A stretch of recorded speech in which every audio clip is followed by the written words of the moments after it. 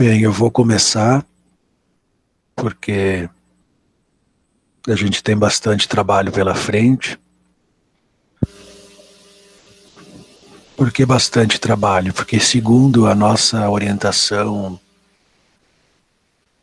do guia de estudos, a gente teria que estudar hoje o Erich Fromm, psicanálise humanista, mas eu acho que não teria como deixar de abordar a,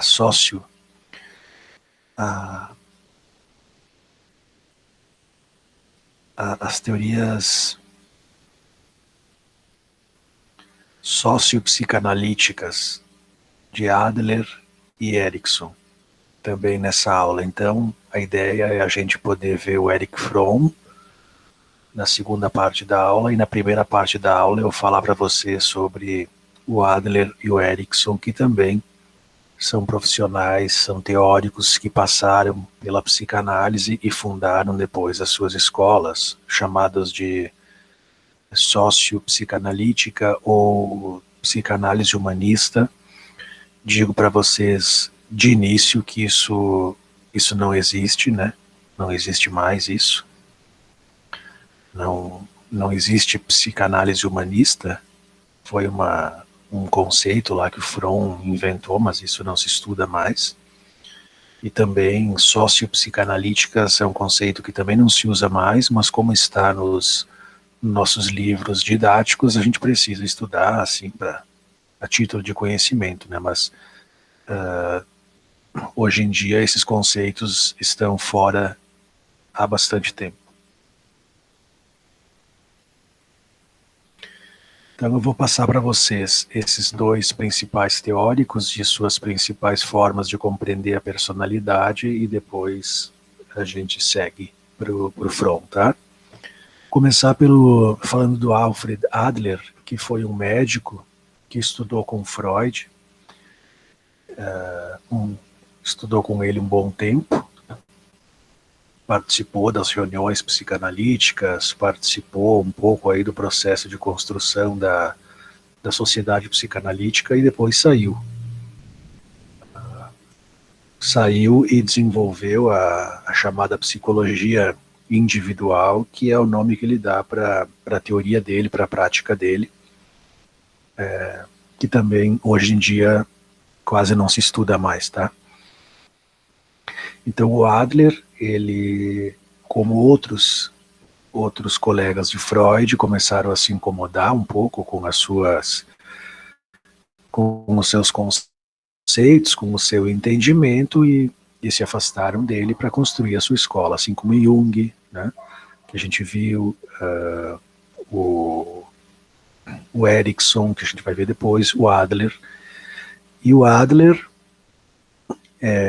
ele tem uma história de vida onde quando ele era criança, né, ele era uma criança muito adoentada, e os seus irmãos eram mais fortes, eram mais espertos, mais robustos, né? E ele era pequenininho e doente. Então ele já vinha, né? Vem de uma história aonde se sentia à sombra, ele se sentia na sombra dos seus irmãos, se sentia inferior, e essa lógica de se sentir inferior e lutar para fazer o seu valor ser reconhecido, né, para fazer a sua potência intelectual, portanto, ser reconhecida, vai dar toda a desenvoltura, o desenho, o esboço da sua teoria. Então, volto a afirmar para vocês a importância da gente compreender a biografia dos teóricos para ver o quanto o desenvolvimento teórico, a proposta teórica, tem relação com os seus fantasmas, tem relação com o seu infantil. Então, o Adler estava, entre aspas, né, revivendo essa experiência de estar à sombra do outro, de ser menor que o outro, estava revivendo isso na sua relação com Freud, e não suportou, se sentia à sombra de Freud, né, se sentia inferior, não suportou e rompeu com o mestre, tá? E aí ele foi fundar essa escola chamada Sociedade de Psicologia Individual. Ele passa a compreender a personalidade sempre estando muito ligada ao social, à sua cultura, ao entorno do sujeito.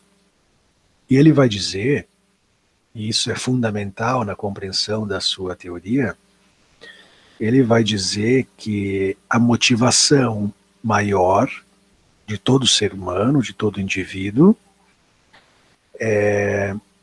a motivação maior que está na essência da personalidade é a luta pela superioridade. Então esse é o conceito-chave central do Adler. O conceito-chave central dele é que toda personalidade humana se inclina, se desenvolve, se movimenta em busca da luta pela superioridade, tá? Então, quando vocês escutam falar luta pela superioridade, complexo de inferioridade, essa lógica, né? Vocês estão falando da teoria do Adler.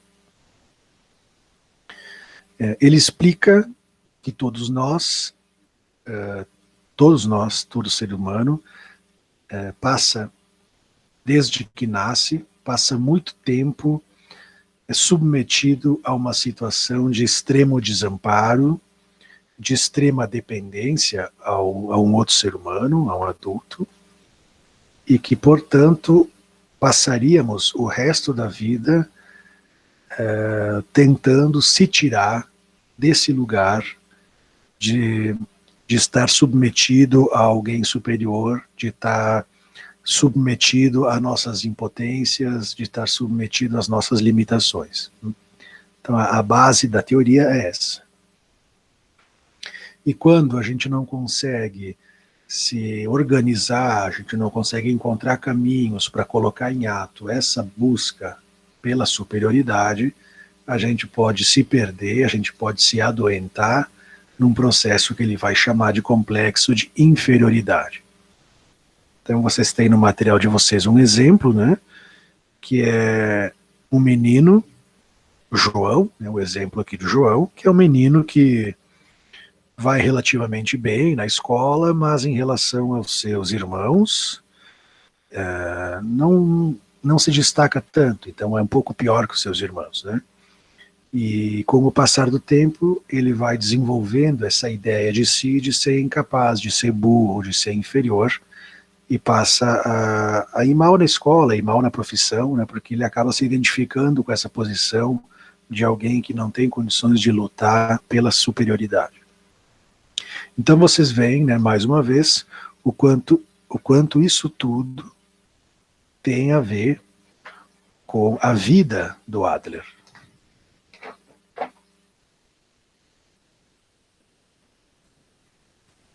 Aos poucos também ele abandona esse modelo pulsional freudiano, esse modelo sexual, né, de compreender a construção e a mobilidade da psique.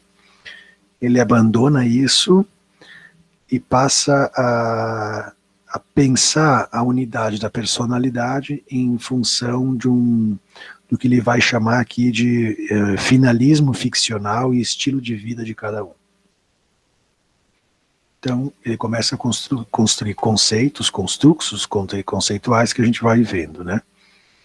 Então, o Adler vai dizer, mais uma vez, que todo ser humano, né, tem uma busca em direção à superação, à superioridade em relação aos seus iguais, e essa busca se dá a partir da possibilidade de colocar em ação, de colocar em ato um self criativo.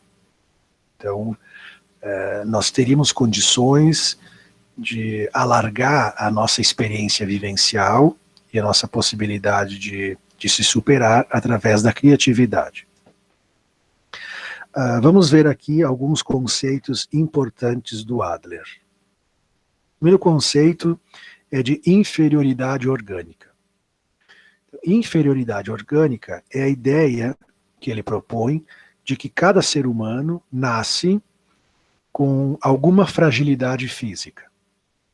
Cada ser humano nasce com algum ponto na sua constituição que está em condição de fragilidade, de vulnerabilidade. E que esse ponto, esse calcanhar de Aquiles, digamos assim, é aonde iria...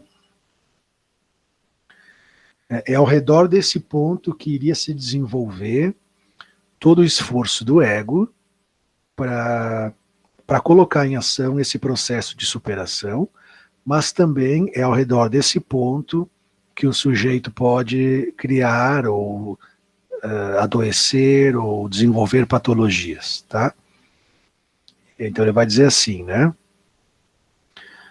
Todas as crianças são afetadas profundamente por um sentimento de inferioridade, que é a situação inevitável devido ao processo de evolução. Então todos nós conhecemos no nosso processo de evolução a sensação de inferioridade, e todos nós somos marcados por uma falha, uma fragilidade física do qual a gente vai se organizar para tentar dar conta desse ponto que nos afeta.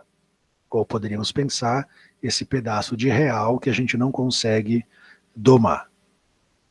Então, primeiro conceito, inferioridade orgânica. Então, vocês lembrem que ele era alguém mais baixinho, mais doente que os seus irmãos, e que, para dar conta disso, apostou muito no campo do intelectual, do pensamento, do estudo. Segundo conceito central no Adler é a luta pela superioridade, como eu colocava para vocês, que corresponde ao objetivo superior do homem na sua luta contra os obstáculos. Então é uma questão ética, né? De que todo homem, toda mulher, todo ser humano luta para superar os seus obstáculos. E aqui no nosso texto diz que essa luta pela superioridade seria um conceito semelhante ao que a gente estudou do self, do Jung, né? Esse esforço para autorrealização, esse esforço para se apropriar da sua unidade e poder enfrentar as intempéries da existência. Então é mais ou menos isso. Então todas as funções do homem seguem em direção à luta pela superioridade, que é inata, todos nós teríamos ao nascer, e seria um princípio preponderante, né, um princípio dinâmico interno. Ele propõe também que essa luta pela superioridade ela pode ser negativa ou positiva.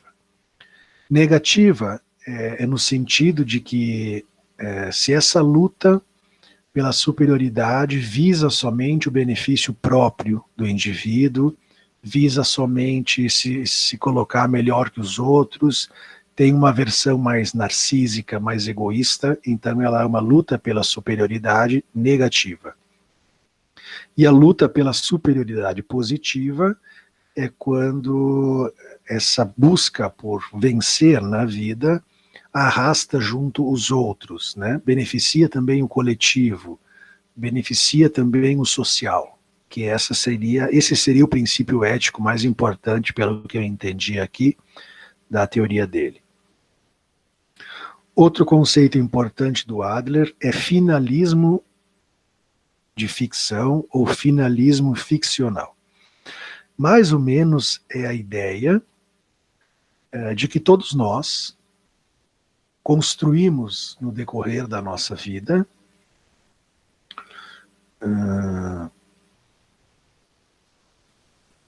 uma ideia de meta a ser alcançada, finalismo ficcional.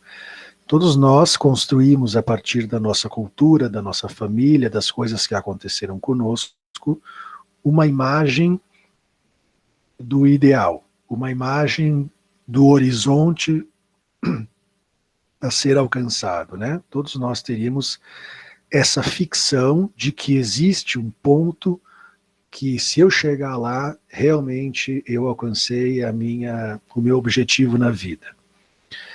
Ele vai dizer que essa meta, esse final, esse fim, é sempre uma ficção, né? E é sempre muito singular. Mas é o que rege nossas ações, rege o nosso comportamento e que faz com que a gente lute, né? a gente levante de manhã e vá para o trabalho e depois vá para a aula, né? Para tentar alcançar essa meta final.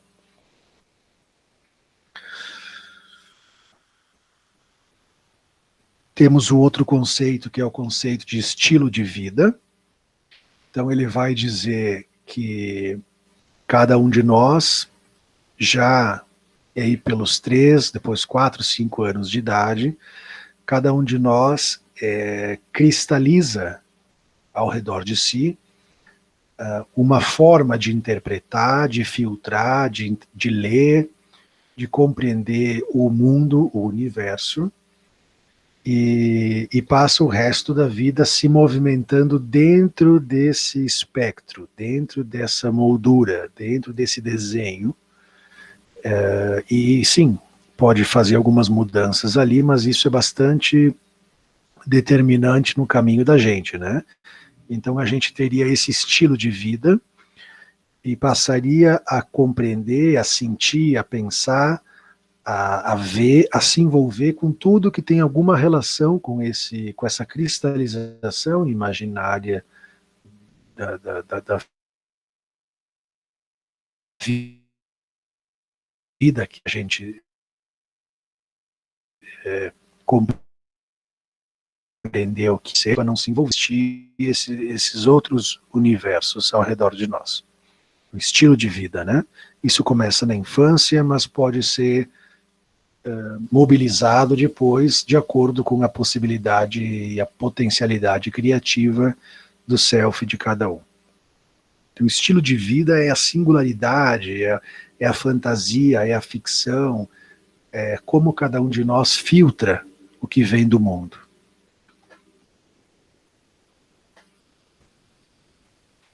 Então as pessoas vão buscar a superioridade, vão buscar a integração dos seus elementos psíquicos, vão buscar a realização da sua personalidade, se tornando superior, se tornando bom em algum dos aspectos referentes ao seu estilo de vida, né? Então um pode se dedicar muito a desenvolver o intelecto, outro pode achar que a realização da sua vida está em ter um corpo escultural, né, indo todo dia na engenharia do corpo, malhar. O outro pode achar que a realização da sua meta, do seu estilo de vida, está em ser um grande psicólogo. O outro pode achar que é tendo filhos felizes e uma casa aconchegante.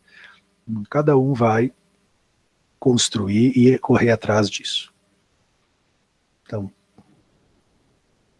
todas as pessoas têm a mesma meta, que é a superação, que é a superioridade, mas cada uma desenhada por seu estilo. O estilo de vida, segundo ele, vai determinar como o sujeito lida com os 3 grandes problemas da vida adulta, da idade adulta. Então, quais seriam os 3 grandes problemas da vida adulta? Primeiro, as relações sociais, então como esse sujeito, esse indivíduo, essa pessoa se relaciona com a coletividade humana. Depois o seu trabalho, né, o seu ofício, e depois o amor e o casamento, a relação amorosa com alguém. Os 3 grandes problemas da vida adulta.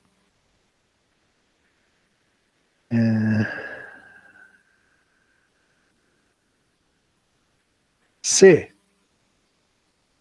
o sujeito, o indivíduo, a pessoa, se direciona em relação a esses problemas, se preocupando consigo e com os outros, consigo, com a sua família, com seus vizinhos, com a sua cidade, ele está do lado útil da vida, como diz o Adler, e se a pessoa vai atrás só dos seus interesses, só em benefício próprio, ela está do lado inútil da vida.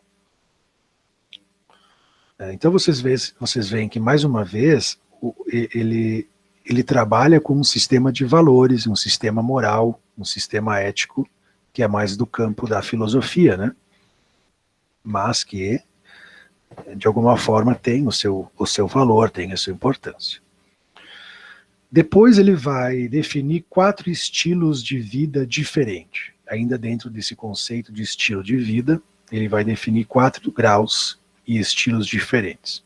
O primeiro tipo de estilo de vida é o dominante. Dominante é aquela pessoa que tem muita atividade, mas pouco interesse social. Então são pessoas que tentam dominar o tempo inteiro os problemas da vida, mas sem se preocupar em beneficiar os outros com isso, né? Então são os dominantes. O tipo obtentor, que ele diz que é o mais frequente, é aquelas pessoas que têm uma posição de esperar que os outros lhe deem aquilo que elas carecem, aquilo que elas precisam, aquilo que elas desejam. Então é o tipo reivindicatório, né, que está sempre esperando dos outros, tipo obtentor. Depois tem o tipo evitante, que é aquele que, por não querer ser derrotado pela vida, ele acaba evitando, ele acaba se abstendo do combate, ele acaba se abstendo de ir para a luta, né? O tipo evitante. E o socialmente útil, que é aquele que está colocando suas forças a serviço dos outros. Ele vai dizer que essas pessoas enfrentam as tarefas da vida e tentam resolvê-las de uma maneira mais consistente, de acordo com a necessidade dos indivíduos. Por isso que é uma teoria sociopsicanalítica, né? Porque ela propõe uma posição ideal de ser em relação ao social. Adler vai dizer que isso que a gente estava chamando de estilo de vida é determinado pelas reações sociais nos primeiros anos e sujeito a poucas mudanças mais tarde. Mas ele vai dizer, como dizia antes para vocês, que é possível mudar a partir da criatividade do self. Então, um self criativo poderia ajudar a criar um estilo de vida apropriado. Então, seria possível, mesmo que eu tenha construído um estilo de vida muito rígido, muito preconceituoso, muito pré-determinado, eu poderia refazer esse estilo e me colocar no mundo de maneira mais saudável, mais apropriada. Outro conceito importante do Adler é o objetivo de vida. Ele vai dizer que os objetivos de vida são escolhidos de forma inconsciente, também, geralmente desde a infância, e que são escolhidos como forma de compensação de sentimentos de inferioridade. Quer dizer assim, né? Quer dizer que aquilo que cada um de nós busca, que cada um de nós elege como sendo o princípio maior da nossa ação, teria alguma relação com esse ponto do nosso corpo, da nossa história, da nossa psique, que ficou mais fragilizado, objetivo de vida. E a gente iria atrás de poder superar esse ponto através das nossas conquistas. Conceito de esquema de apercepção é a concepção que cada indivíduo tem de si próprio, é comum como cada um de nós interpreta o seu corpo, interpreta o seu eu e o seu mundo, esquema de apercepção. Conceito de cooperação, o Adler acreditava que somente desenvolvendo uma inclinação de cooperação com os outros e operando como membro da comunidade que podemos realmente superar nossas fraquezas. Então ele tem uma ideologia social de que nós precisamos nos amparar um ao outro e que essa seria a única forma de poder realmente dar conta das dificuldades do mundo. Ele chama isso de interesse social. Interesse social seria esse esforço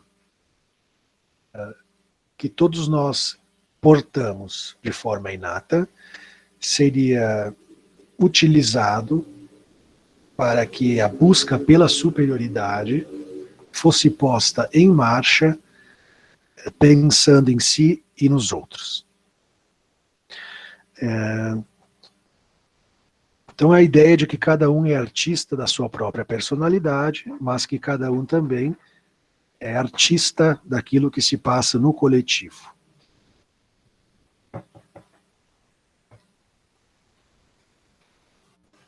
A saúde mental ela necessariamente teria que ser caracterizada, ela teria que vir acompanhada pela razão, pelo interesse e pela autotranscendência, pelo interesse social e pela autotranscendência. Então, o indivíduo saudável é o indivíduo que foca a sua ação e o seu esforço pensando nos outros, que não pensa só em si próprio, que transcende, né, a sua individualidade e que se preocupa em cuidar de si e dos seus iguais. Então, esse seria o conceito de indivíduo saudável.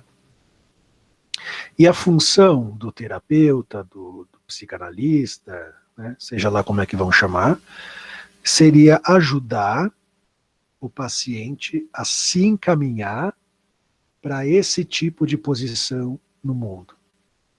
Seria ajudar a pessoa a ficar cada vez menos mesquinha e menos narcísica e se voltar para as coisas do mundo, do coletivo. Então, é uma teoria que valoriza bastante o social, o grupo humano.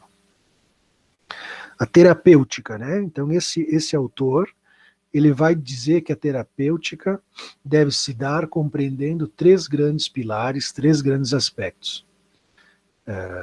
Compreender o estilo de vida do próprio paciente, o estilo de vida próprio do paciente, melhor, né? Compreender a fantasia estrutural fundante do paciente, ajudar o paciente a se compreender, ajudar o paciente a ter uma posição mais impessoal e entender como é que ele funciona, e fortalecer o paciente para ir em direção ao interesse social.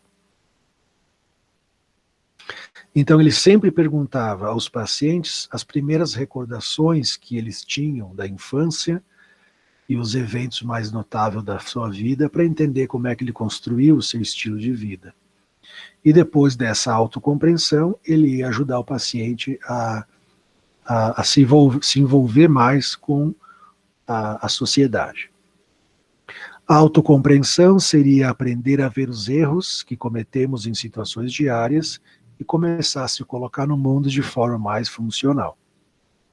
A terapia, portanto, deveria ajudar o paciente a desenvolver a cooperação e interesse social a partir de uma relação genuína com o parceiro de caminhada, que seria o psicólogo.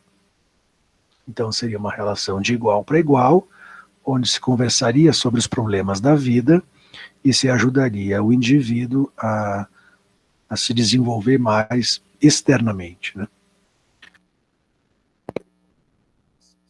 Em casa, depois, se quiserem, né? Para conhecer um pouco mais esses esquemas que supostamente eram na nossa personalidade. Ele vai dizer para a gente separar folhas de papel, aonde na primeira os nossos objetivos de vida. Professor, está falhando.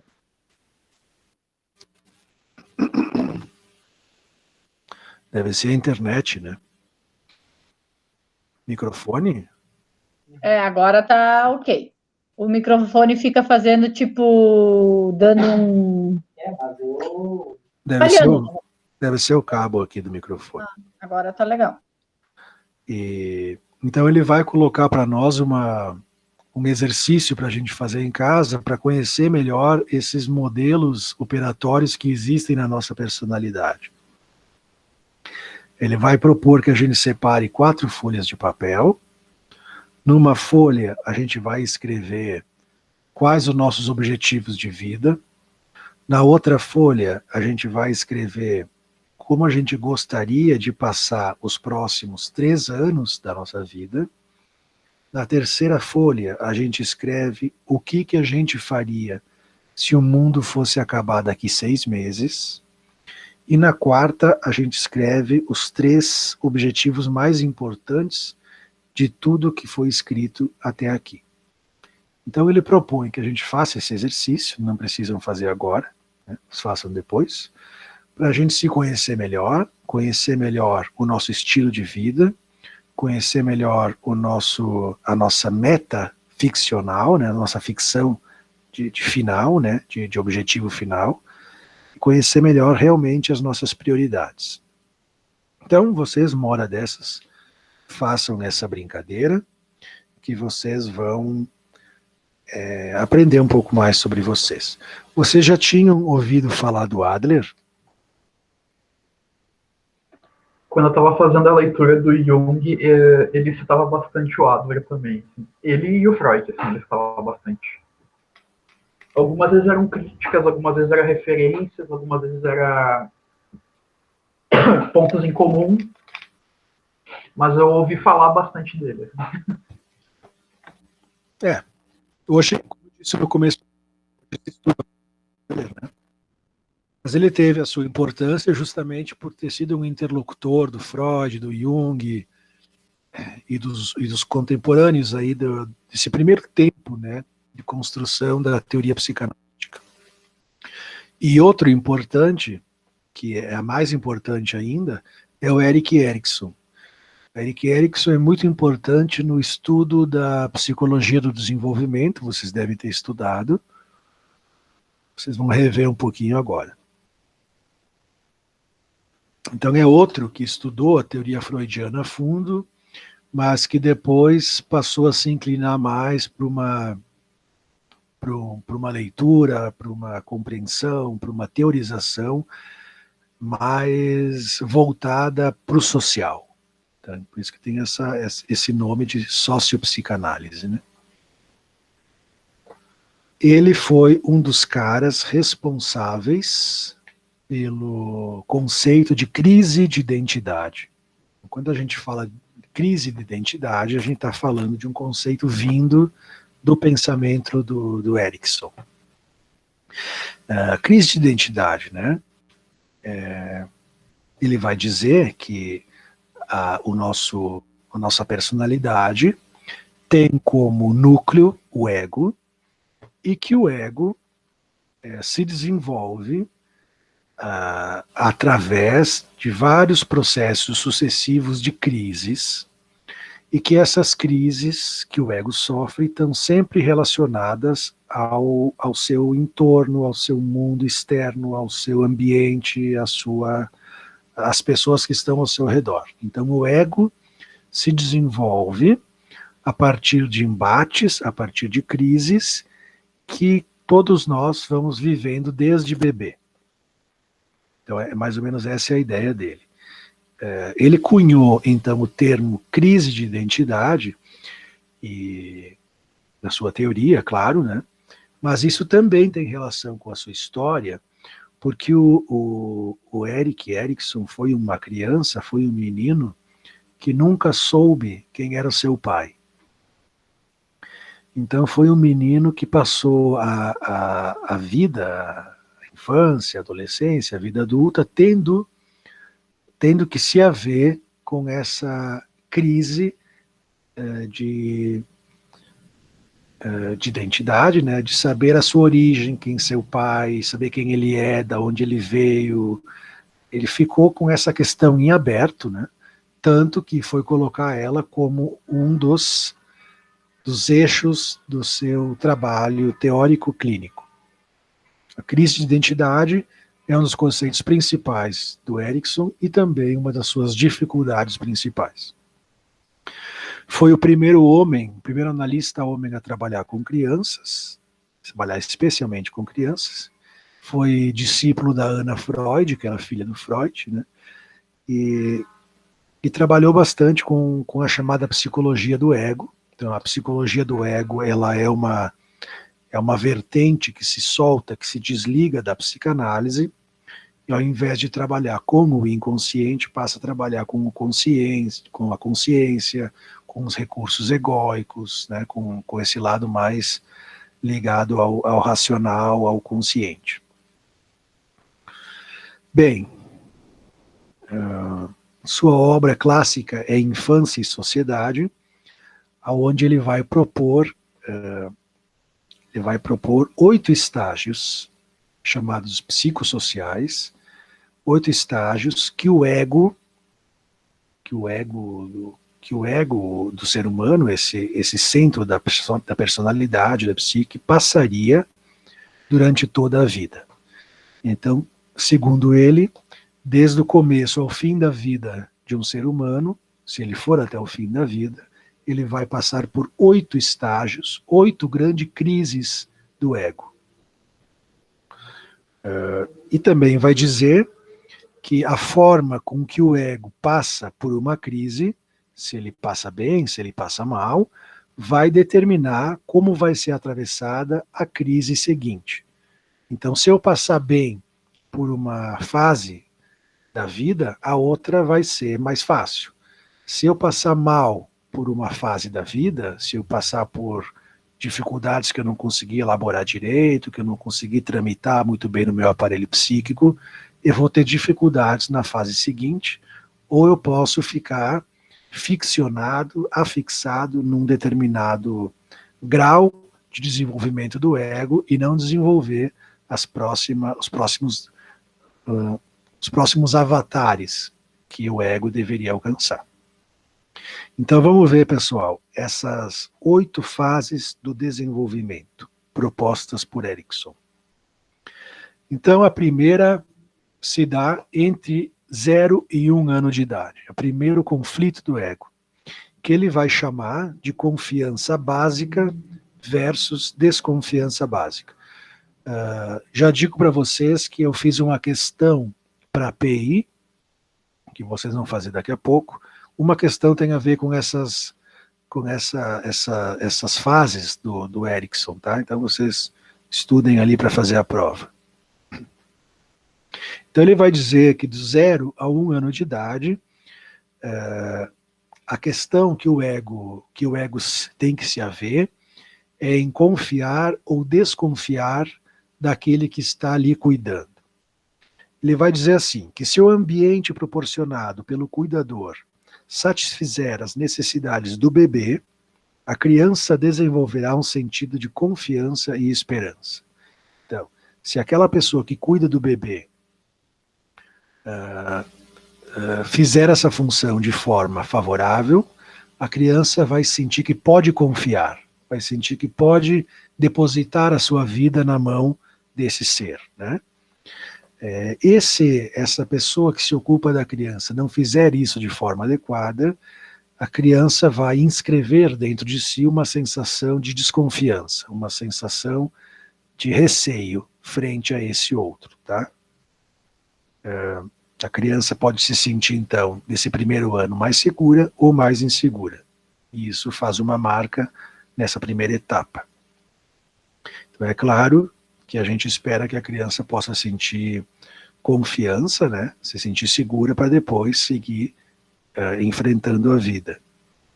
É nesse momento também que a criança começa a inscrever a noção de esperança, por entender que se ela tem um mal-estar, se ela tem uma angústia, se ela tem uma dor, se ela tem uma necessidade, mais cedo ou mais tarde vai chegar alguém que vai poder saciar essa sua carência. Bom, isso do 0 ao primeiro ano. Depois, a próxima fase seria dos 2 aos 3 anos de idade, que o conflito giraria em torno da ideia de autonomia e vergonha. Então, nessa fase, a criança começa a controlar, de alguma maneira, o seu corpo, o seu eixo, os seus esfínteres, e começa a exercitar o fato de se dar conta de que ela pode fazer coisas. E que ela pode ser boa ou ela pode ser ruim. Ela pode ter sucesso nisso ou ela pode ter fracasso nisso. Então a criança começa a fazer essa experiência, né, de que ela tem uma autonomia, de que ela tem uma condição de atividade frente aos objetos e que ela pode confiar nela própria ou não. Então ali sou capaz, não sou capaz, sou bom, sou ruim. E também aparece a questão da vergonha, né? Fez cocô nas calças, fez xixi na cama, fez coisa errada, é caca, é feio. Ela começa a construir uma sementinha, né, disso que se chama os princípios morais, né? Ela começa a se dar conta de que ela pode fazer coisas feias que podem envergonhar ela. Depois dos 2, 3 anos, ela vai para o conflito dos 4 a 5 anos de idade, que é mais ou menos ao redor da problemática, da conflitiva, da triangulação edípica. E o que vai ali operar em termos de conquista ou não é a busca pela experiência da iniciativa versus a culpa.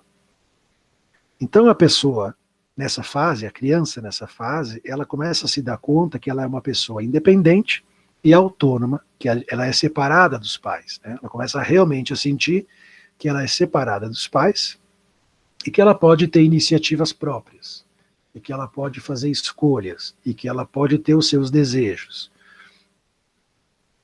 que ela pode ser responsável pelas suas ações. E ao mesmo tempo, justamente por essa percepção, ela vai sentir também que ela é culpada. Né? Culpada pelo que ela faz, pelo que ela deixa de fazer, pelo que ela deseja, pelo que ela sonha, pelo que ela sente, né? pelos seus impulsos sexuais, pelos seus impulsos odiosos, agressivos. Né? Então ela começa, ao mesmo tempo que se percebe singular, separada do outro, também se percebe culpada. Né? Então há um aumento da consciência e da responsabilização.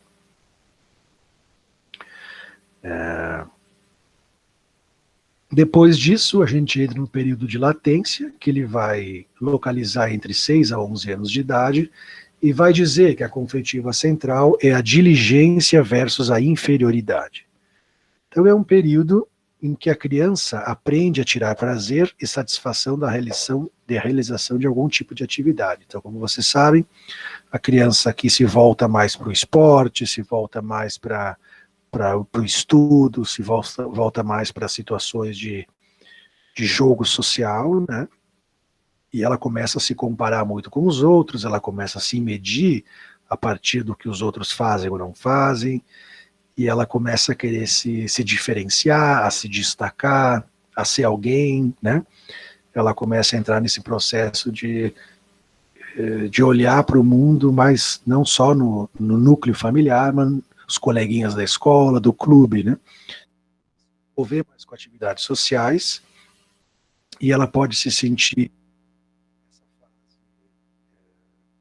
capaz de fazer algo bom, de ser reconhecida no social, de ser admirada. Ela pode se sentir capaz, digamos, de ter boas notas na escola, de ser um bom jogador de futebol, mas ela pode também se sentir muito inferior, se sentir menos que os outros, se sentir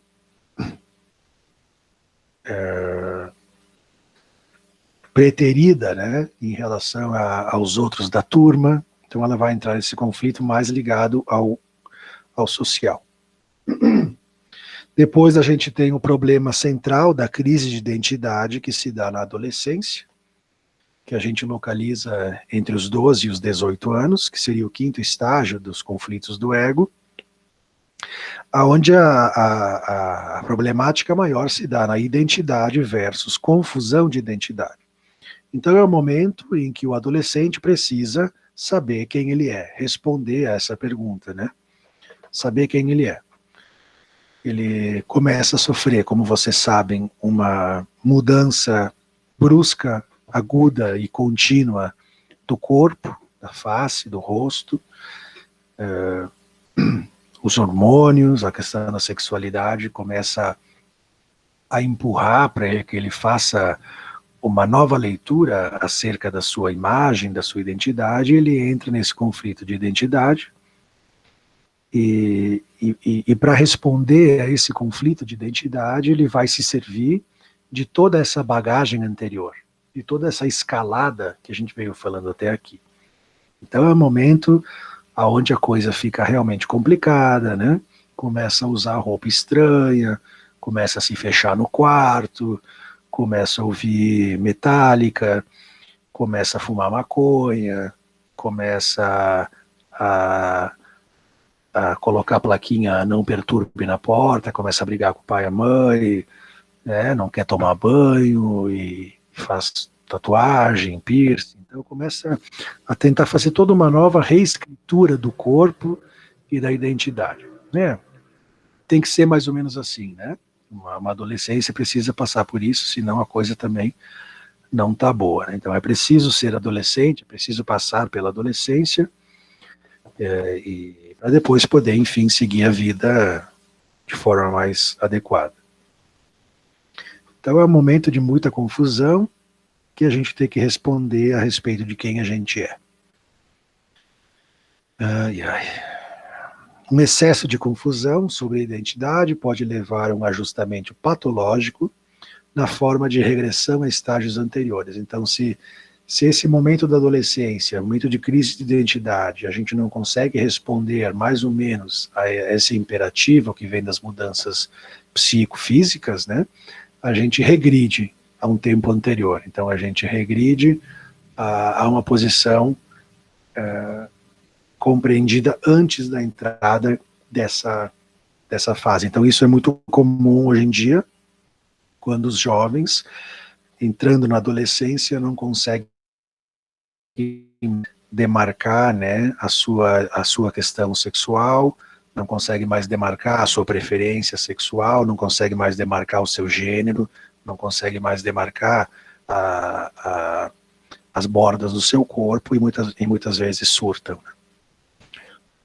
O tempo 6, chamado jovem adulto, que é a idade que vocês estão, se bem que alguns ainda estão na adolescência, mas a idade que nós estamos aqui agora é jovem adulto. A problemática se dá entre intimidade versus isolamento. Então, dos 20 e poucos aos 40 anos, né? Nesse momento, o interesse, além do profissional, é claro, gravita em torno das relações profundas e duradouras, podendo vivenciar momentos de grande intimidade e entrega afetiva. Ele vai dizer, então, que é um momento de busca pela estabilidade nos laços afetivos, nos laços amorosos e profissional. E vai falar que existe uma diferença entre intimidade e isolamento. Então ele vai dizer o quê? Que nessa fase da vida, a gente busca de forma mais consistente estabelecer um laço com alguém.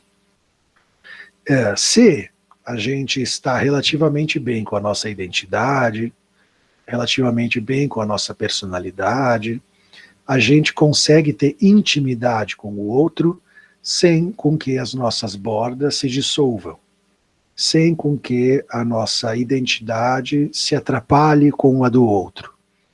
Então, se tudo tiver corrido bem até agora, a gente pode fazer um namoro, a gente pode fazer um casamento, sem com que a gente se perca, sem com que a gente se perca nesse laço. Caso a gente entre nessa relação de não conseguir muito bem saber quem eu sou, quem o outro é, o que é meu, o que é do outro, a gente vai se isolar, a gente vai fazer um programa de isolamento em si próprio para se defender e para não se perder de si próprio na relação com o outro. Intimidade seria uma forma saudável de estar no amor, né? E o isolamento seria a pessoa que não consegue se envolver com o outro. Então vocês mais ou menos, cada um sabe se tem condição ou não de ter intimidade. Que seria a capacidade de estar com outra pessoa sem o medo de se fundir, sem o medo de formar um, né? Que é a morte subjetiva, no caso. Ou a paranoia. Depois temos a meia-idade, que é onde eu estou começando, estou com 40 anos, a meia-idade acho que vai dos 40 aos 60 e poucos aí, né? Que é a conflitiva central, é generatividade versus estagnação. Então ele vai dizer que as pessoas da meia-idade começam realmente a a se preocupar mais com a sociedade, com a educação dos filhos, com o mundo que vão deixar para as gerações vindouras, começa a se preocupar em deixar alguma marca na história, em colaborar com alguma coisa para a sociedade, né? Então as pessoas começam a assumir responsabilidade na criação dos filhos, que vai ser deixado na posteridade. É mais ou menos essa necessidade de deixar marcas e fazer algo de valor no mundo, deixar uma herança simbólica para o mundo. Caso essa transmissão de valores, de saber, não ocorra, o indivíduo pode se dar conta de que tudo que fez no mundo não contribuiu em nada, não fez diferença nenhuma, não deixou herdeiro nenhum, de que não deixou uma empresa, não deixou nenhum ensinamento. Ele vai realmente se deprimir, porque vai ver que a sua vida até então foi em vão. E a última etapa é a velhice, 60, 65 anos para frente, né? O conflito básico é a integridade versus a desesperança. Então, se o envelhecimento ocorre com um sentimento de produtividade e valorização do que foi vivido, sem arrependimento, sem lamentação, sobre oportunidades perdidas, sobre erros, sobre o que foi feito, sobre o que deixou de ser feito, a pessoa está em condição de integrar os capítulos da sua história e se beneficiar com isso, e se enriquecer com isso.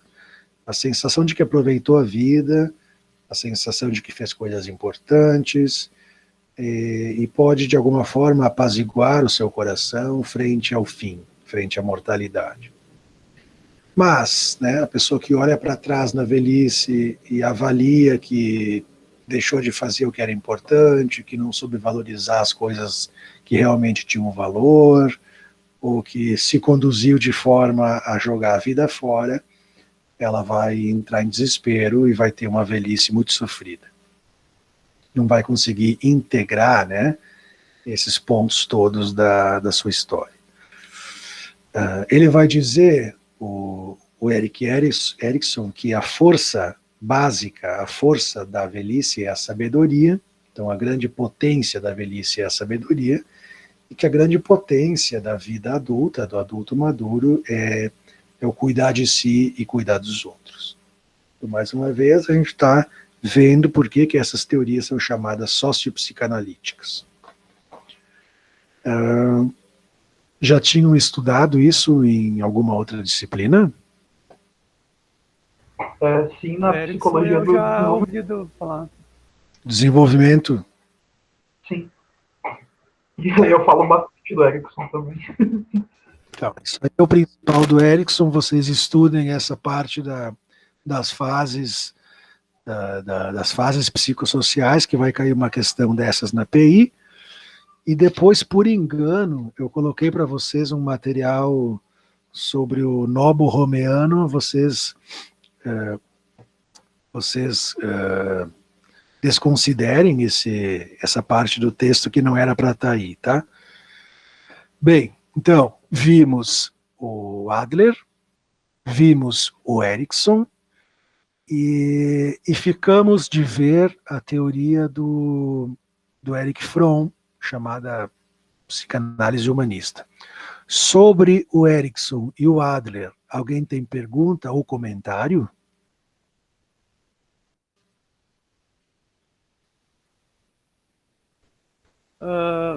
Eu tinha um comentário a fazer só sobre a questão dos estágios do Erikson ali, professor.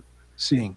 Que tu vê assim que conforme vai avançando os estágios, assim, tipo, tu vê assim, é uma teoria, mas ressoa muito assim, né? Como que funciona, no caso, se tu for somando ali todos os estágios, como eles vão se desenvolvendo, ele parece que é bem convincente, no caso, né?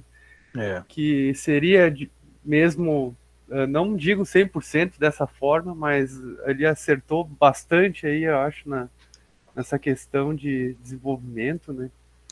Tu vê que uma coisa interessante, né, é que principalmente do adulto jovem para meia idade, né, isso aí tem muito a ver com como era a sociedade na época em que ele escreveu a teoria, né? Pois é. Que é uma sociedade mais tradicional, né? Uma sociedade mais europeia, e que valorizava ainda muito essa questão de formar família, de deixar herdeiros, né? Hoje em dia isso já não dialoga muito com a nossa realidade, né? Hoje em dia isso já não tem tanta força. Eu acho que mais que nem a modernidade agora nos proporciona diversos tipos de Sim, viver, né? Então não. isso. É bem isso, né? Hoje em dia, a, esse caminho, né, que parece que todo mundo uma vez tinha que seguir, né, que era ter um trabalho, depois casar, depois ter filhos, depois morrer, que era uma ideia universalizada, né, que todo mundo seguia.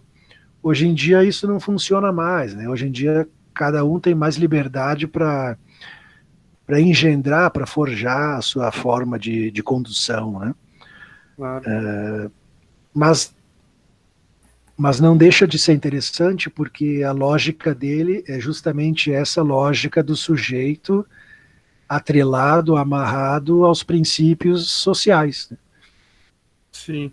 Então é Até a interessante. parte da adolescência ali, principalmente, eu acho, até a parte da adolescência que ele começa uma identidade, eu acho que Até dá ali para é aproveitar bastante, assim. isso. Até ali é independente da época e da história e da Meio cultura. atemporal, assim. Isso, atemporal, muito bom. Depois muda, né? É, de fato. Vocês ficaram com a leitura de um texto e também com um filme para assistir. Vocês assistiram o filme? Eu li o texto apenas, professor. O filme não cheguei a ver. É. Ninguém assistiu o filme, então. Eu também só li o texto do filme, não cheguei a assistir. É Selvagem de motocicleta, uma coisa assim, né?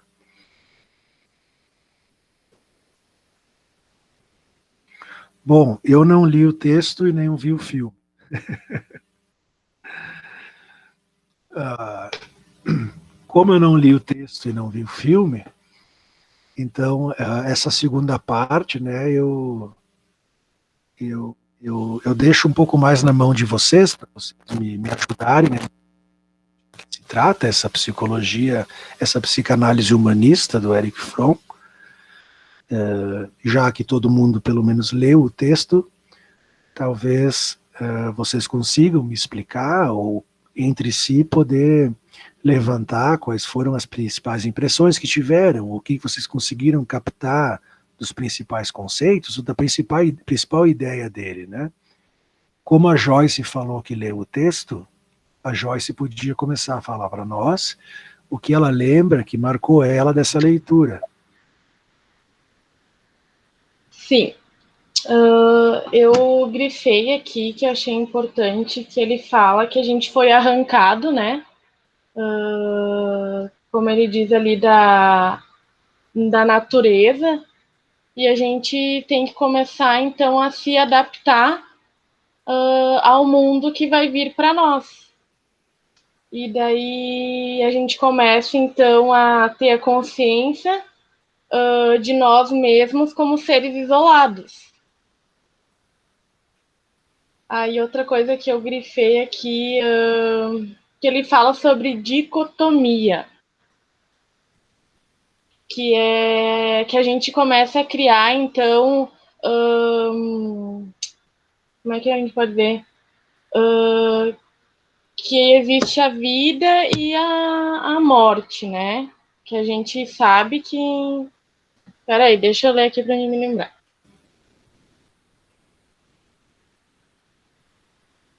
Ah, tá. Que daí a gente sabe que existe a morte. Eu entendo muito com a questão da religião, né? Que a gente se apega, então, à religião, acreditando que tem vida após a morte, e a gente acredita nessa, que seria dicotomia que ele diz, que faz com que a gente continue vivendo se apegando a essa crença de que quando a gente morrer vai existir uma vida após isso. Então, no meu entendimento, seria que a gente tem um motivo para continuar vivendo e fazendo as nossas coisas, que a gente tem uma crença, além daquilo que a gente não tem, que seria uma crença, não tem nada, não é nada científico que prove que exista isso, né? Ele fala, Joyce, sobre o que é que nos arranca da natureza.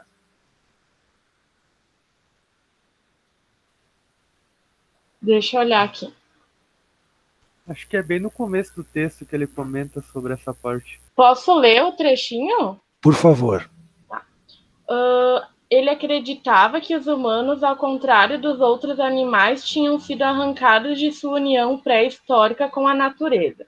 Eles não possuem instintos poderosos para se adaptarem ao mundo em mudança. Em vez disso, eles adquirem a faculdade de pensar uma condição chamada por Fromm de dilema humano, que eu acredito que seria a capacidade de ter consciência de si mesmo como um ser isolado. Então nós seríamos animais arrancados da natureza. Aí ele também comenta sobre uma terceira dicotomia existencial, é que as pessoas estão em uma última análise sozinhas, embora não consigam tolerar o isolamento.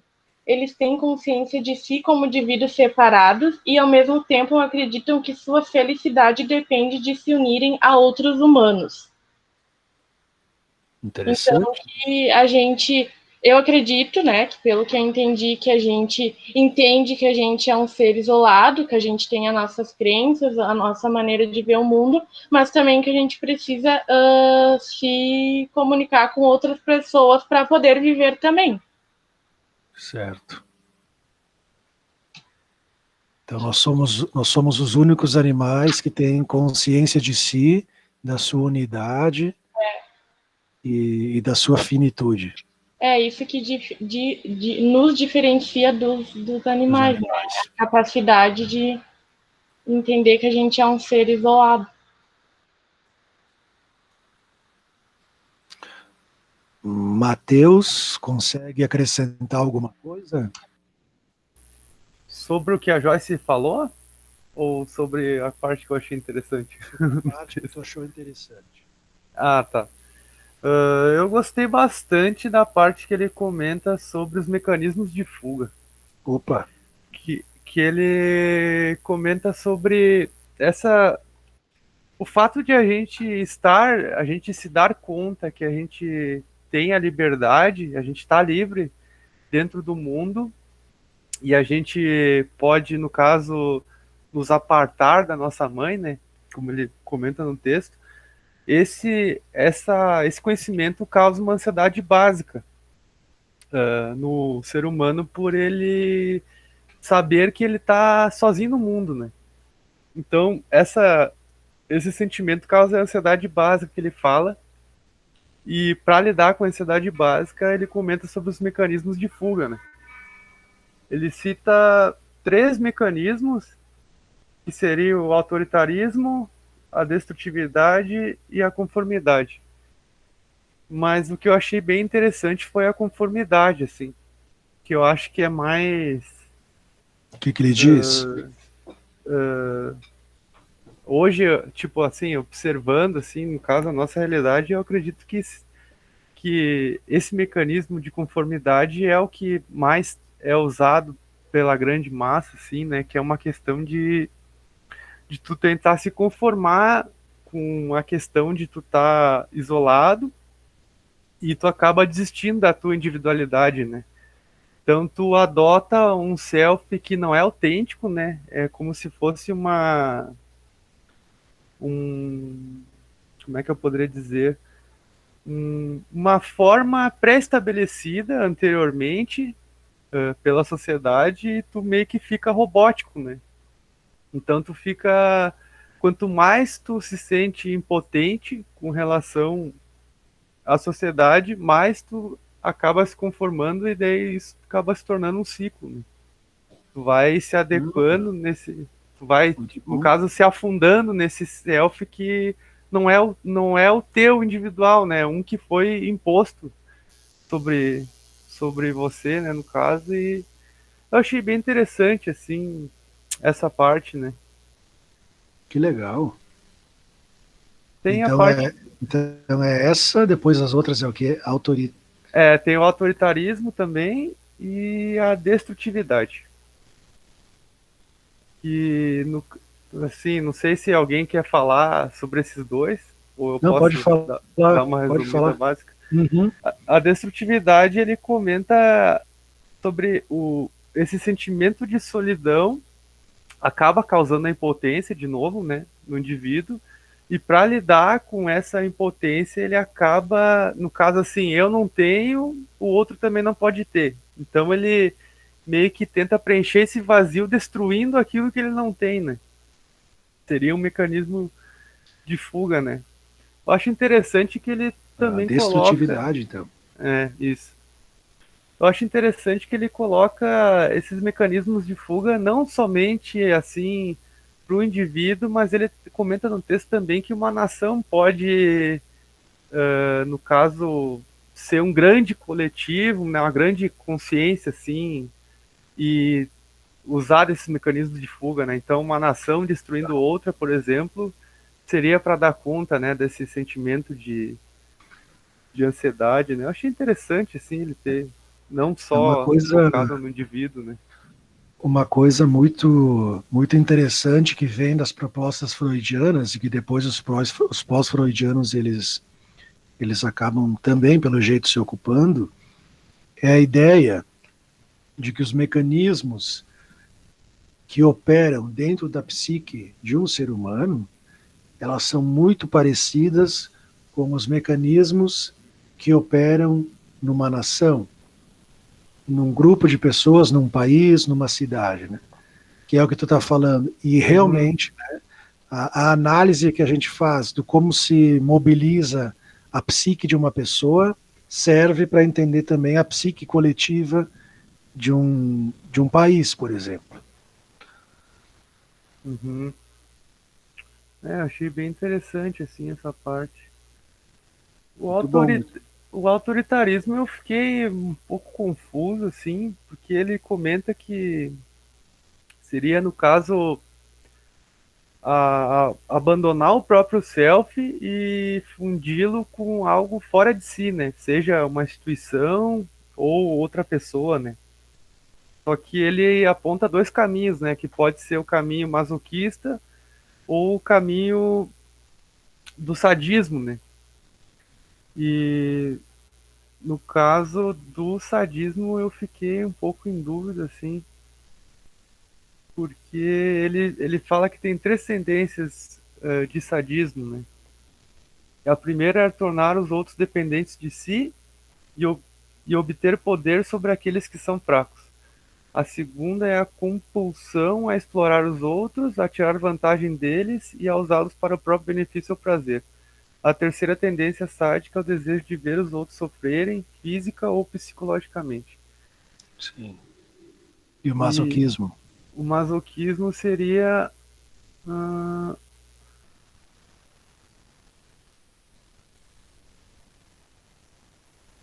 tá. É a união do teu self com alguma instituição ou algo mais grandioso que você mesmo, no caso.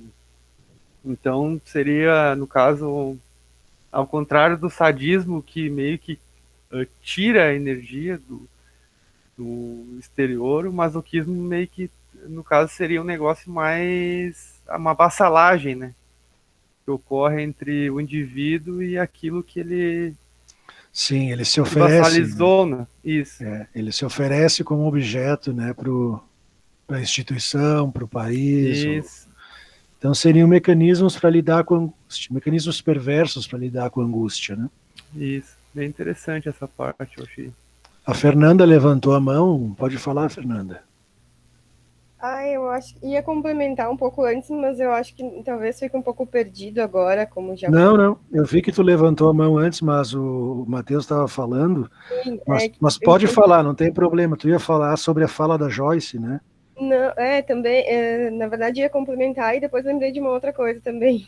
Já esqueci o que eu ia falar a primeira vez e lembrei de outra coisa. Ali, quando tu estavas falando de compreender como se fosse um indivíduo, compreende-se o funcionamento de um país, alguma coisa assim. E aí eu lembrei que ele fala também que sintomas e neuroses que são comuns dentro de uma cultura são características de uma sociedade e que assim a personalidade ela se forma de acordo com a sociedade. Então tem um pouco a ver com isso que eu tinha falado ali. É um conceito, uma fala dele também. E sobre o que a Joyce estava falando, tu não lembra? Não lembro, já esqueci. Ela estava falando sobre cada um se deparar com a solidão de estar no mundo e... Sim. Isso. Sim, e esse negócio aí tem uma fala dele também, que ele fala que a sociedade em si que a gente vive, ela é uma sociedade infeliz, de solidão, ansiedade, essas coisas, depressão. Não sei certo porquê, mas tem uma fala dele que fala disso, que as pessoas são, de um modo geral, infelizes. Ah, é? Sim, tem uma fala. Agora eu não estou lembrado certo aonde que eu li certinho, mas eu lembrei disso, que ele fala de que nós vivemos numa sociedade que é, de um modo geral, infeliz. Acho que deve ser aquela parte que ele comenta sobre as necessidades humanas, ou algo parecido, se eu não me engano. Das necessidades, ele fala também do caráter, né? Do caráter, que tem o caráter que tem dois tipos de necessidades no caráter, que é de socialização e assimilação.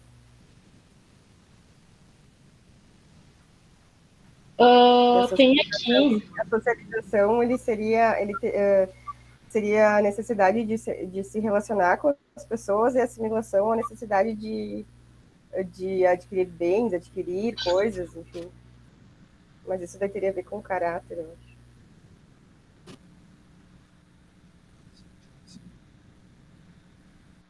acho. Tem aqui no texto, assim, as pessoas são motivadas por 5 necessidades. Daí seriam elas a ligação, a transcendência, o enraizamento, sentimento de identidade e uma estrutura de orientação. Daí ele fala ali no texto um pouquinho sobre cada uma dessas necessidades que cada indivíduo procura para se socializar com o mundo, né? Com o meio ao seu redor, em busca dessas necessidades. Essa parte é interessante também, que cada uma tem no caso, os componentes positivos e os negativos, né? Cada uma dessas necessidades, né? Então tem duas formas de lidar sempre, né, com as necessidades.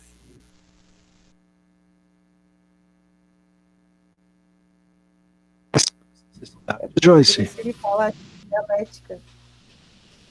Por isso que ele fala tanto da parte dialética, que tem o lado bom e o lado ruim. Em Joyce, quais são as 5 necessidades? Deixa eu pegar aqui. São ligação, transcendência, enraizamento, sentimento de identidade e estrutura de orientação. Tá bom, aí, como obrigado. os colegas falaram, tem o lado negativo e o lado positivo de se procurar isso, para interagir com o mundo e buscar sua identidade, seu lugar no mundo. E tu, Clenici, consegue colaborar sublinhando algum ponto interessante?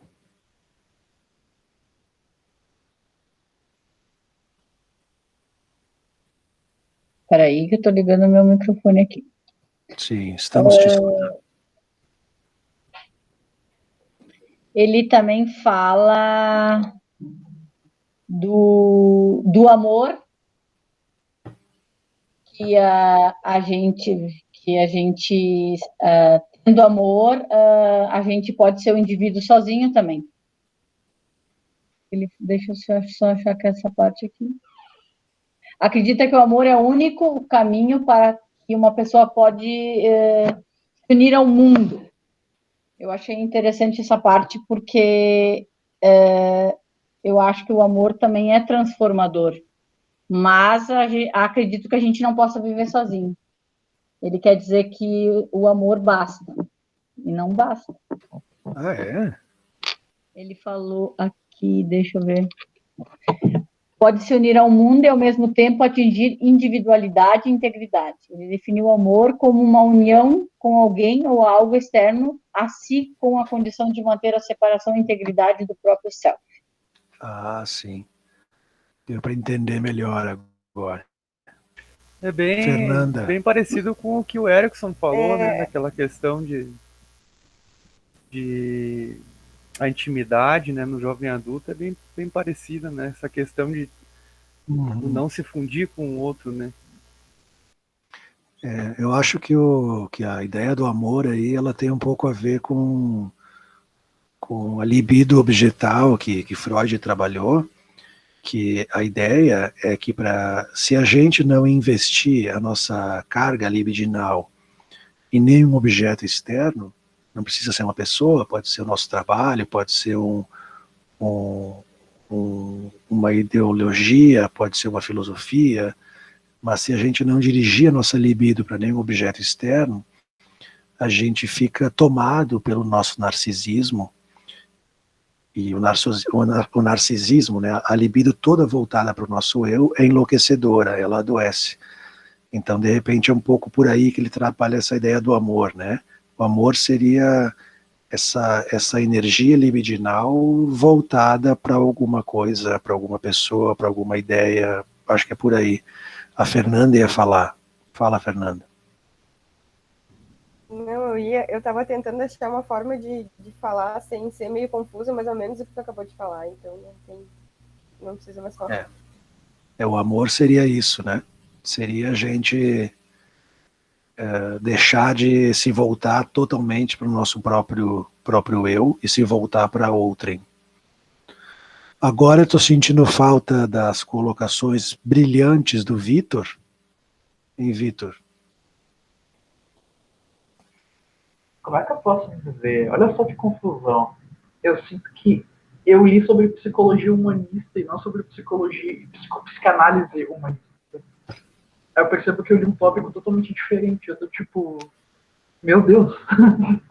Eu meio que bati o olho assim e não peguei certo o texto.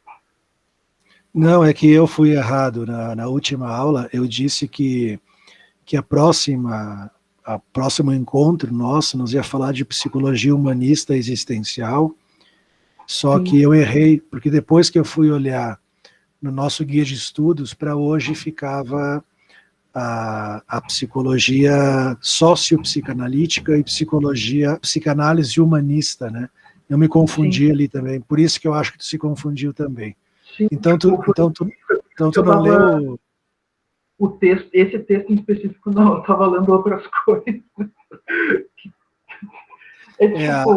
A psicologia humanista, uma psicologia humanista existencial vai ser na próxima aula daqui 15 dias, que é bem legal, mas que de alguma forma essa psicanálise humanista tem algumas semelhanças com o existencialismo, né? Mas enfim, fala então livremente sobre o que te ocorreu na cabeça, nos pensamentos, enquanto a gente está conversando.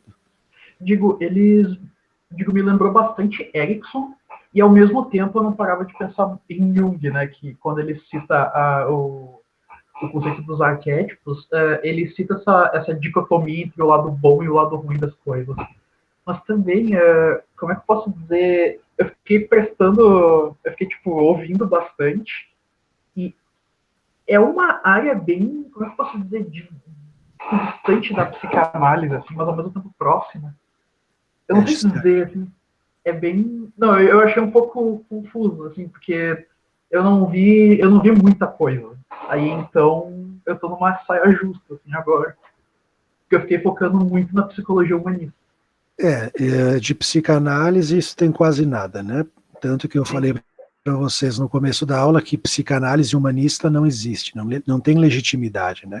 Tem ali nesses livros de faculdade. E também as teorias que a gente viu do Adler e do Erickson também não tem nada de psicanálise. Então, o nome está errado, né?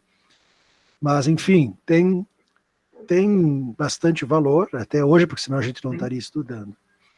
Mas realmente não tem a ver com psicanálise, né? Tem a ver com sociologia, tem um pouco a ver com teoria do desenvolvimento, tem um pouco a ver com essa teoria do Fromm, tem bastante a ver, parece, com o existencialismo, que a gente vai ver. Na parte humanista. A parte humanista, né? Que é, como é que eu posso dizer, seria a terceira via das principais psicologias. Isso, que no caso seria a psicanálise, a psicologia behaviorista, ou behaviorismo, e teria essa positivista, que seria a psicologia humanista. Isso, muito bem. Que ela coloca o indivíduo, como é que eu posso dizer, como... ele não busca uma doença, assim, busca como é que eu posso dizer, o indivíduo ficar mais ciente de que ele não tem esse problema, ele é o ponto invertido disso. Por isso que é interessante essa visão da psicologia humanista. Assim. Porque, primeiro, ela é positivista. Ela pensa e ela foca no indivíduo em si. Mas no lado, mas visando um indivíduo que já não tenha, como é que eu posso dizer, nenhum tipo de transtorno. Ele idealiza essa imagem e eles buscam essa imagem, assim, do indivíduo sem transtornos. Sim.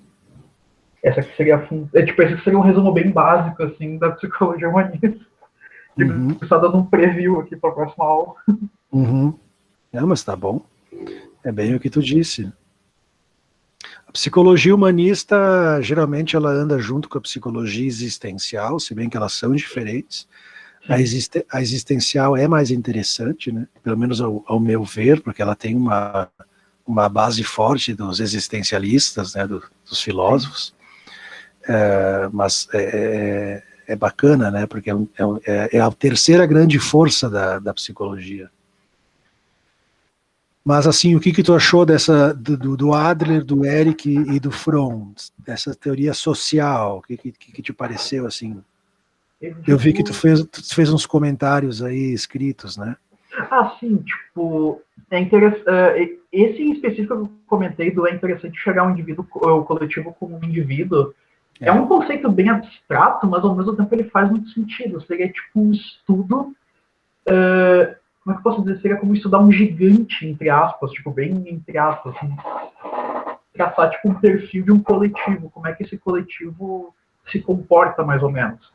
Mas ao mesmo tempo isso me lembra de uma frase que eu li no livro da prática da psicoterapia, que diz que o indivíduo não resume o indivíduo. O indivíduo não resume o coletivo não resume o indivíduo. Tipo, um necessita do outro para existir, assim. Então, seria mais uma visão do coletivo para a vida, assim. Essa a parte mais humanista da psicanálise, assim. É que para mim ainda sou muito paradoxo, assim, sou bem novo, assim, para mim no quesito, tipo, psicanálise humanista, assim, sou... Isso aí não existe. Mas uma das coisas interessantes que se dá para pensar acerca dos fenômenos coletivos, né, e que são parecidos com os fenômenos intrapsíquicos, é a ideia, por exemplo, de que quando um grupo de pessoas, uma nação, um país, se sente muito ameaçado, se sente muito acuado, dois mecanismos fortalecem o grupo, que é assim, né? É a ideia de que as pessoas, para se fortalecer, quando o grupo está muito enfraquecido, elas se unem por laços de identidade, né? Sim. Então elas se identificam a partir de uma bandeira, a partir de um líder, a partir de um chefe, né?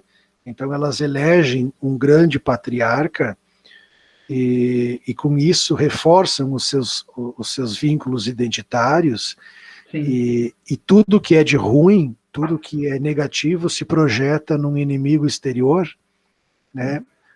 Então, para haver uma força da coesão do grupo, se localiza o persecutório fora, né?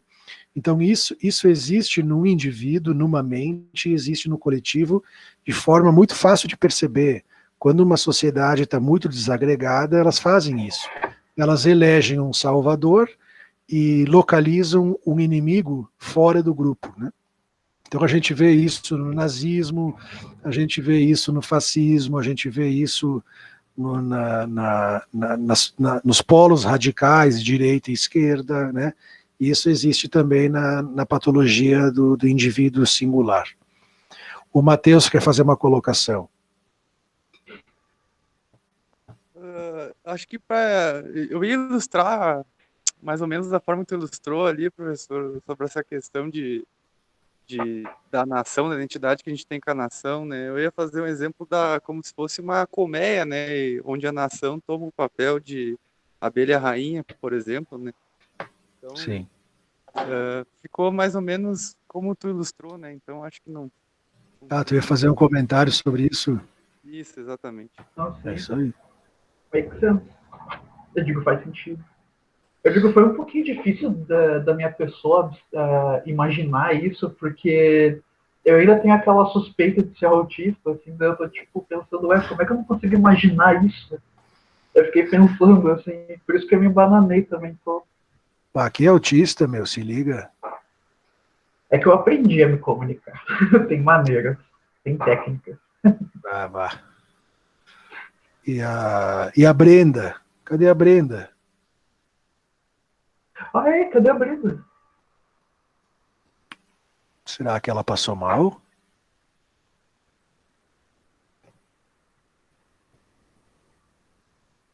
Ela estava no começo da aula, depois saiu. Sim. Nossa, nem eu vi que tinha uma mensagem ali de que alguém tinha saído. Só que eu pensei que era uma das contas duplas do Matheus, que ele entra 2 vezes. O Matheus está com 2 canais aí, né? Não, sim, se eu não me engano, acho que Sim, tem um motivo específico. Por causa que eu conecto no celular no computador, daí se eu preciso sair da frente do computador, eu não perco a aula, no caso, né? A Cleneci levantou a mão. Não foi a Joyce, eu acho. Não fui eu.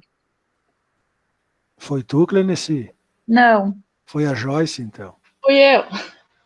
Sim, Joyce. Eu ia falar também o que mais me chamou a atenção ali no finalzinho do texto, que fala sobre transtornos da personalidade.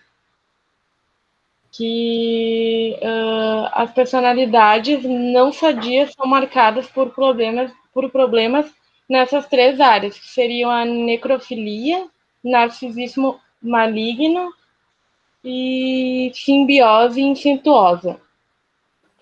No Sério? caso, isso seria pro coletivo, né? Ou você aplica no indivíduo também isso? Como assim, Victor? Não entendi a pergunta. Isso é uma visão, tipo... É porque a gente está falando bastante da comparação de ver o coletivo como um indivíduo, certo? Aí, então, essas colocações que tu fez, elas se aplicam tanto pro coletivo ou pro indivíduo? É isso que eu acho que é pro indivíduo. É pro indivíduo agora. Certo. Agora, eu fiquei pensando só que ali a Joyce falou narcisismo maligno, mas tem um narcisismo que é benigno. Sim, dependendo da teoria. Eu não ouvi falar disso ainda, então, eu acho. Em psicanálise, narcisismo não tem nada a ver com algo ruim. Eu não se ouvir, eu não lembro dessa parte. Eu acho que no texto, Fernanda, essa parte do narcisismo maligno, ele comenta de uma forma assim, onde o narcisismo adota um aspecto mais radical, né? Que acaba, de fato, sendo maléfico, né? Não que... É que o narcisismo que a Fernanda está acostumada a escutar é o narcisismo da psiquiatria e da psicopatologia, né? As personalidades narcisistas e tal. Então, nesse sentido, sim, é sempre algo associado ao patológico, né? Mas em psicanálise, que é da onde veio o termo narcisismo, ela diz de uma operação psíquica extremamente necessária à construção do sujeito. Mas isso aí a gente deixa para outra disciplina. Joyce, tu não acabou de falar. Não, daí eu ia explicar bem resumidamente o que cada um... Explica, então. Tá, a necrofilia, então, seria a atração pela morte, né? O narcisismo maligno, ele diz aqui, então, que ele foge um pouco da realidade e tudo que pertence a ele é mais valorizado, na visão do narcisista, né? E já o simbiose incestuosa seria a fixação pela mãe, a dificuldade de cortar esse vínculo. No meu entendimento, eu meio que resumi assim para mim entender. Isso está no texto, então, Joyce? Eu não sabia, não li o texto. Lá no finalzinho, lá na página... Que ele fala dos transtornos. Isso. Nossa, é uma colocação bem interessante. Assim, 137 a página. Sim, Vitor. É uma colocação bem interessante, porque já me vem muitos casos assim, na minha mente, assim, de pessoas que fecham nesse perfil. Digo, tanto no da necrofilia quanto do narcisismo. Assim. Tem bastante, né?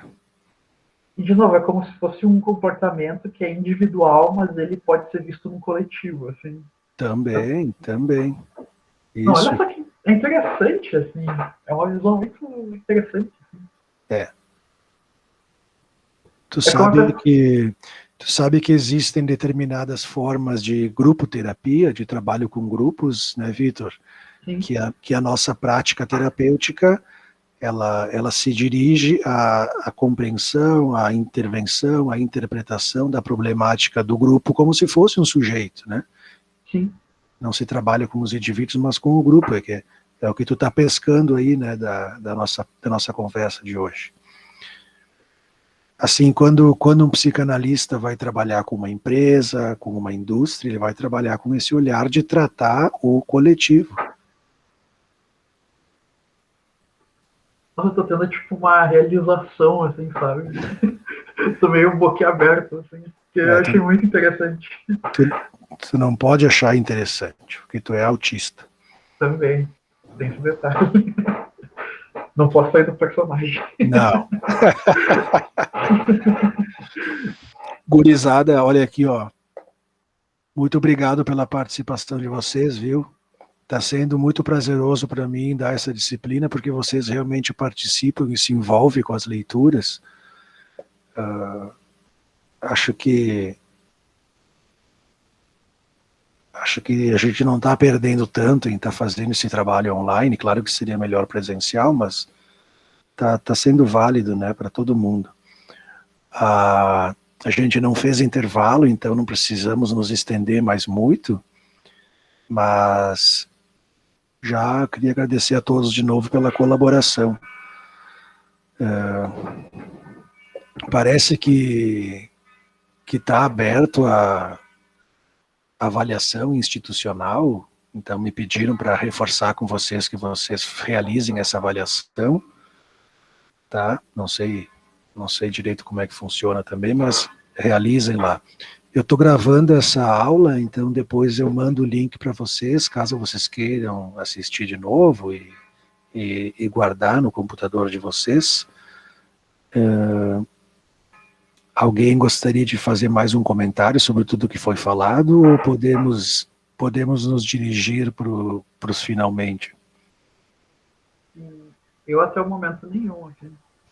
Tá. Eu queria só fazer um comentário sobre a metodologia, professor, que está sendo adotada. Faz.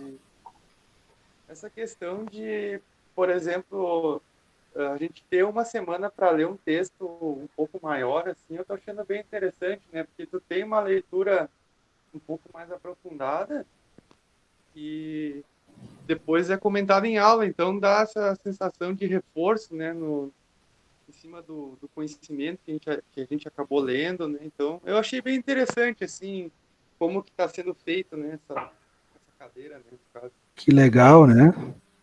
Sendo bem proveitoso. E o legal é que eu estou dando 2 aulas por mês e estou recebendo como se estivesse dando 4 aulas. Tá bom. Isso, tá bom. Vou aderir, vou virar professor também. Mas é uma metodologia híbrida que eles chamam, né, Matheus? Então, acho que de alguma forma o aluno acaba participando mais, né? Sim.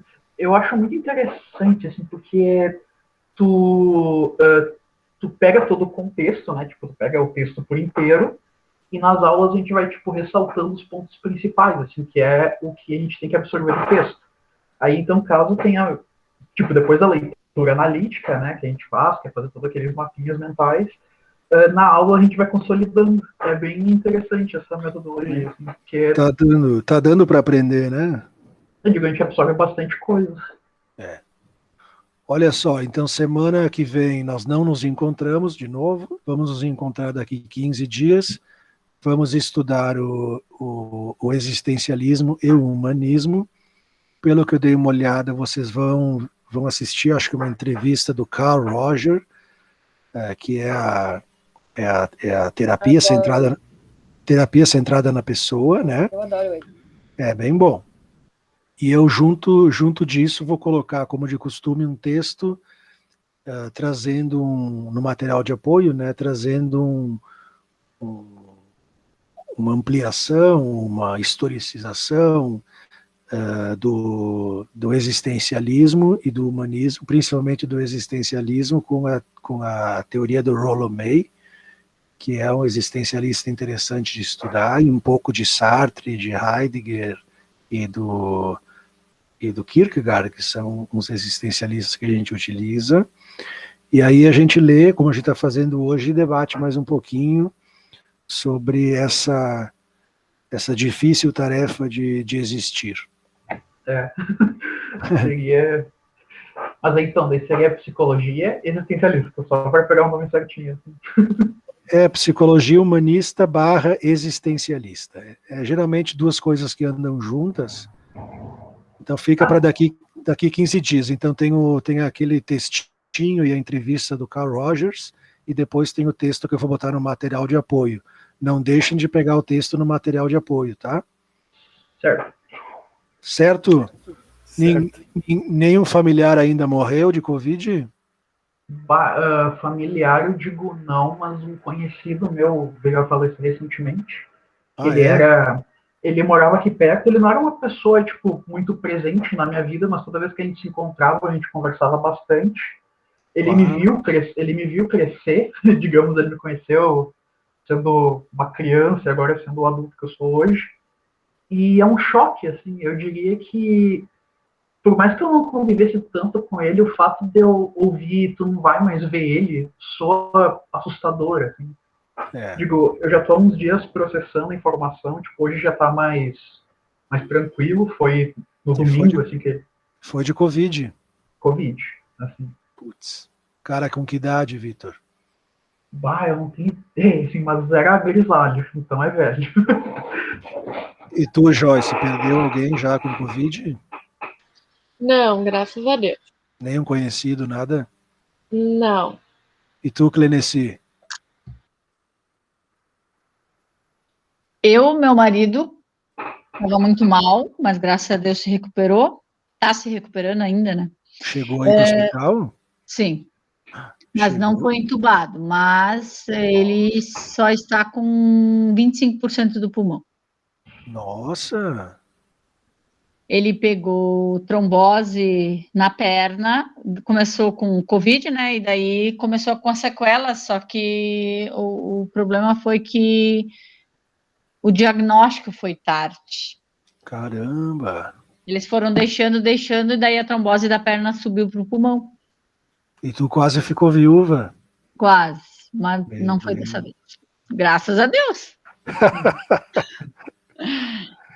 Mas ele está se recuperando, a recuperação é muito lenta, que nem a médica falou, que isso aí vai durar em torno de 6 meses, porque daí ele não consegue, tipo, ele ficou agora, vai entrar para o 2º mês que ele não consegue caminhar muito, então ele tem que caminhar aos poucos, tá com oxigênio ainda. Mas foi feio o negócio. Foi, continua sendo, a doutora disse que a recuperação, como é lenta, né, a recuperação do pulmão é lenta. O que ele toma de tratamento? Ele tem que tomar anticoagulante e como ele também começou a ter crises de pânico, porque é óbvio que tu acha que tu vai morrer, né? Sim. Daí ele também ganhou remédio para dormir. Oh, que bom. Isso Daí é ele bom. descansa, né? Porque senão ele não estava conseguindo descansar. Tomar um remédio para dormir, aí misturar com uma cervejinha. Ah, não. Para relaxar é bom. Não, daí bate muito forte, não recomendo. Tá, então diz para ele que a gente está torcendo para a recuperação dele. E tu, Fernanda? Eu perdi um tio-avô, mas não era tão próximo, e várias pessoas conhecidas, assim, mas ninguém tão próximo. A pessoa mais próxima que teve foi minha mãe, ficou bem mal, mas já tá se recuperando também, já tá melhor. Mas de Covid? Sim, de Covid. Foi para o hospital também? Ela foi algumas vezes, mas não tinha leito, nenhuma das vezes. É que ela mora numa cidade bem pequena, então tem só um hospital, e o hospital estava lotado. E aí ela foi para casa, mas ela ficou bem mal. Bem mal, alguns dias. Mas ela tá bem agora, já tá se recuperando quase 100%. Tá bom. E Matheus? Olha, eu tô me sentindo até numa bolha, assim, Bernardo, porque não conheço ninguém na minha família ou próximo de mim que tenha ficado mal ou algo do tipo, assim. Ai, que bom. Então, eu acredito que eu já tenha pegado e me recuperado. Meu pai também, eu suspeito que meu pai seja até mais forte que eu, né? Porque acho que ele tem melhores hábitos do que eu, né? Mas acho que por enquanto tá tudo certo aí. Que bom. Então eu fico feliz. Por enquanto vamos sobrevivendo, né?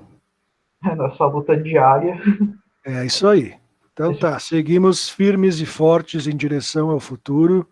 Nos vemos daqui 15 dias. Boa noite para vocês. Durmam com os anjinhos. Boa noite. Boa noite, professor. Até mais. Até mais. Boa noite.